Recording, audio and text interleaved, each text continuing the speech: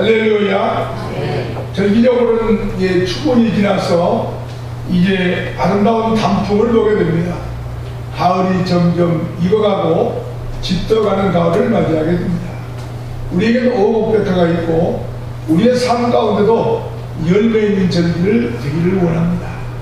사람은 어려움을 만나는데 어려움은 보는 것과 깊은 관련이 있다 그랬습니다. 무엇을 보고 누구를 보느냐에 따라서 어려움의 크기가 달라진다고 하는 것입니다. 오늘 우리가 읽은 민수기 13장과 14장에는 이스라엘 민족이 큰 어려움에 처하게 됩니다.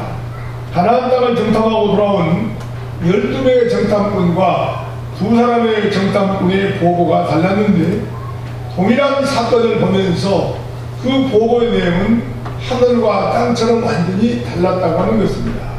10명의 정탐꾼은 가나안 땅을 악평했습니다. 가나안 사람들은 거인이고 그들과 우리를 비교해 볼 때 우리 이스라엘 민족은 메뚜기 같다라고 이야기했습니다. 10명의 정탐꾼들은 가나안 족속들이 그들보다 강하기 때문에 그들을 칠 수 없고 그들과 감히 겨눌 수 없다고 이야기합니다. 반면에 여호수아와 갈렙인 2사람의 정탐꾼은 하나님이 약속한 땅은 심히 아름다움으로 가나안 땅에 올라가서 그 땅을 취하자 능히 가나안 족속을 이길 수 있다고 이야기합니다. 같은 땅 같은 사람을 보고도 두 무리의 사람은 전혀 다른 보고를 하고 있습니다. 10명의 정탐꾼을 보십시오. 2명의 정탐꾼과 보는 시각이 아주 다릅니다. 그러나 믿음이 있고 하나님이 쓰신 2명의 정탐꾼 여호수아와 갈렙은 하나님 오신 안목으로 그 땅과 그 민을 바라보았습니다. 하나님이 기뻐하신 언어로 그 땅을 평가하였습니다. 그들의 관점과 그들의 언어는 10명의 정탐꾼과 달랐습니다. 하나님이 보이지 않았고 하나님을 보지 못했던 그들과 전혀 다르다고 하는 것입니다. 그러나 10명의 정탐꾼을 보십시오. 그들은 문제를 먼저 보았습니다. 하나님을 바라보지 아니하고 문제를 바라보니까 앞이 캄캄하고 도무지 해결할 수 없는 방법밖에 없었다고 하는 것입니다. 그렇습니다. 하나님보다 문제가 더 커 보이면 무슨 일인지 어려움에 봉착하게 되는 것이죠. 자기 자신보다 문제가 더 커 보여도 어려움에 임하게 됩니다. 10명의 정탐꾼과 2명의 정탐꾼의 보고를 들은 이스라엘 백성들은 누구의 말에 귀를 기울이십니까? 10명의 부정적인 보고를 하고 있는 정탐꾼들의 말에 귀를 기울이고 있다고 하는 것입니다. 그렇습니다. 그들은 밤새도록 통곡합니다. 그리고 지도자인 모세와 아론을 원망하고 애굽에서 인도해 내신 하나님을 원망하기 시작했습니다. 10명의 정탐꾼의 말을 듣고 온 백성이 밤새도록 통곡합니다. 모두 정신이 나갔습니다. 두려워하고 원망하고 불평으로 가득 차 있었습니다. 그렇습니다, 여러분. 우리 인간은 긍정적인 생각보다도 부정적인 생각에 빨리 동요됩니다. 그리고 긍정적인 생각보다는 부정적인 생각의 전염성이 훨씬 더 빠릅니다. 담대함과 칭찬보다 두려움과 원망의 전염성이 강합니다. 우리의 삶 가운데서도 전진하기보다는 후퇴하게 된다고 하는 것입니다. 이스라엘 백성의 두려움과 원망이 깊어지자 이젠 애굽으로 돌아가자고 아우성입니다. 후퇴하자고 이야기합니다.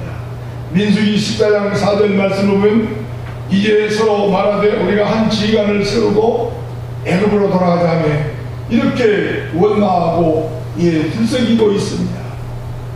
여기서 우리는 귀를 기울여야 됩니다.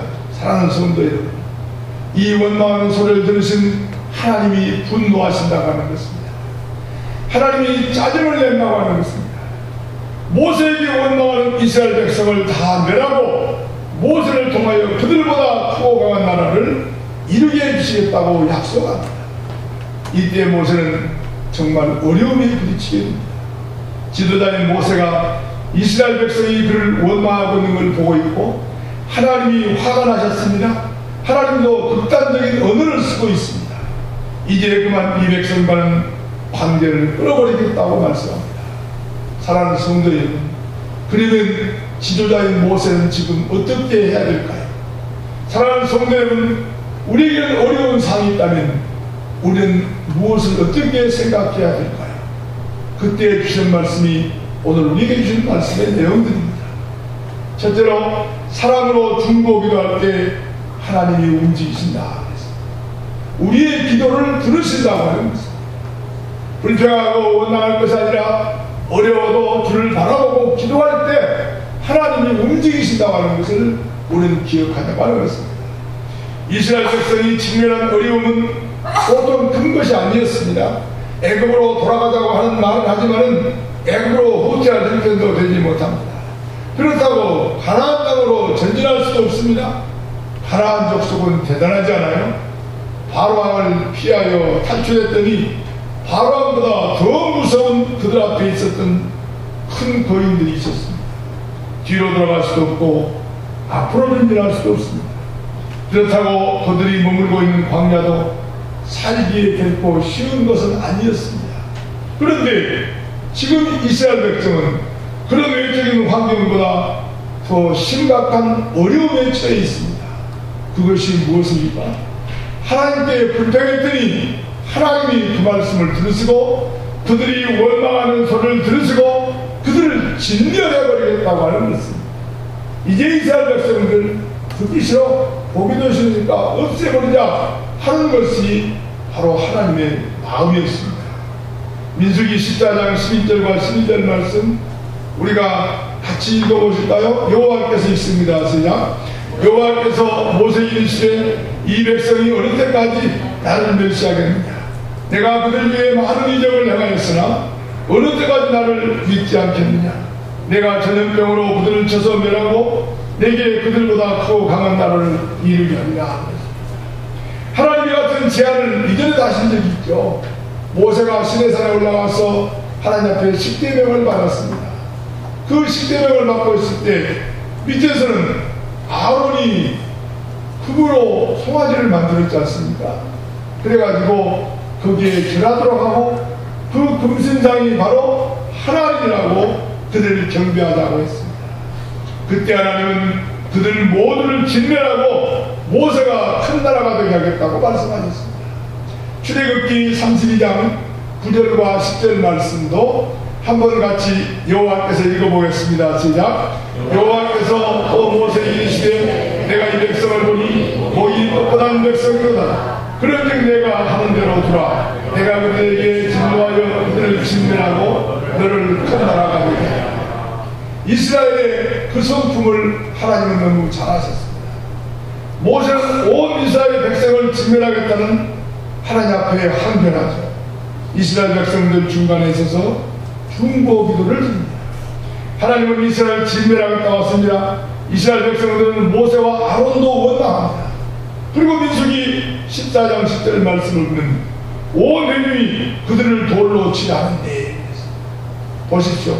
자기들 위해서 기도하고 자기들 위해서 지금까지 힘쓰고 애썼던 모세의 지도자를 돌로 쳐 죽이겠다고 합니다.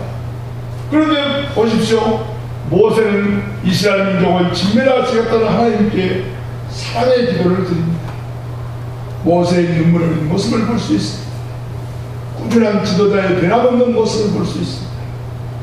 하나님 들으시옵소서. 이스라엘 백성을 진멸하지 마시고 그들을 용서하시고 사랑해달라는 기도를 드리고 있습니다. 사랑의 기도는 하나님과 백성들 원망하는 지도자 이 사이의 중간에서 드리는 기도입니다. 모세는 영적인 지도자입니다. 양쪽을 다 설득해야 되는 입장입니다. 하나님도 이제 이스라엘이 싫었습니다. 이스라엘 백성도 하나님이 싫습니다. 하나님이 인도하는 가나안 땅도 싫습니다. 그 사이에서 모세가 하나님을 설득하는 중보 기도를 드리기 시작했다고 하는 것입니다. 그 기도는 사랑의 기도입니다. 모세가 드리는 사랑의 기도는 하나님의 진노를 멈추게 하는 기도입니다. 모세는 하나님의 진노를 멈추고 이스라엘 백성을 진멸하겠다는 하나님의 뜻을 돌이키도록 중보 기도를 엎드려서 드리기 시작합니다. 모세는 하나님을 설득하기 원하며 하나님과 논쟁을 벌였습니다. 하나님의 명성을 위해서 그러시면 안 되지 않습니까? 하나님 이스라엘 백성을 진멸하시면 안 됩니다 하는 두 번째 기도입니다. 둘째로 사랑의 기도는 하나님의 성품에 호소하는 기도입니다. 사랑하는 성도 여러분, 하나님의 성품이 무엇입니까? 하나님의 성품을 믿고 기도하는 자는 궁일이 것이고 그 기도에 응답하시는 여호와 하나님 그분인 것을 우리는 믿어야 됩니다. 사랑하는 성도 여러분, 우리가 힘들고 어려울 때도 우리 하나님은 나를 저와 여러분을 사랑하신 하나님인 것을 믿습니다. 그러므로 그 사랑을 외면하지 아니하고 눈물로 드려 기도할 때 하나님을 내 편히 쓰고 나를 위해서 일하시는 것을 믿는 사랑하는 성도 여러분 되기를 주의 이름으로 축복합니다. 모세는 하나님이 약속하신 언약을 지키시는 분임을 믿었습니다. 그래서 하나님의 성품에 호소합니다. 아브라함과 이삭과 야곱에게 약속하신 언약을 지키시라. 그리고 그 후손을 하늘의 별처럼 많게 하겠다고 말씀하시고는 그들을 진멸하신다고 하는 것은 하나님 같지 않지 않습니까? 여러분, 아브라함이 아들이 없었을 때 하나님께서 이삭을 두면서 뭐라고 약속했습니까? 나가서 저 하늘의 별을 보라. 별들의 수가 얼마나 많으냐는 것입니다. 그 별들의 수를 내 후손들 자손들로 주겠다고 약속하지 않았습니다. 그럼 이스라엘 민족이 누굽니까? 아브라함, 이삭, 야곱, 요셉이 국무총리로 와서 70명의 가족들을 데리고 왔습니다. 그 가족이 430년간 이후에 종살하면서 불어났던 민족이 300만 명의 이스라엘 민족이거든요. 이 이스라엘 민족이 가나안 땅을 지금 건너갔고 지금 이 모습 가운데 있는 거 아니겠습니까? 그러면 하늘의 별처럼 복주겠다는 그 민족을 지금 멸하시겠단 말입니까? 하나님의 성품이 그것이 아니지 않습니까? 라고 간구하는 겁니다. 얼마나 모세의 기도가 간직합니까?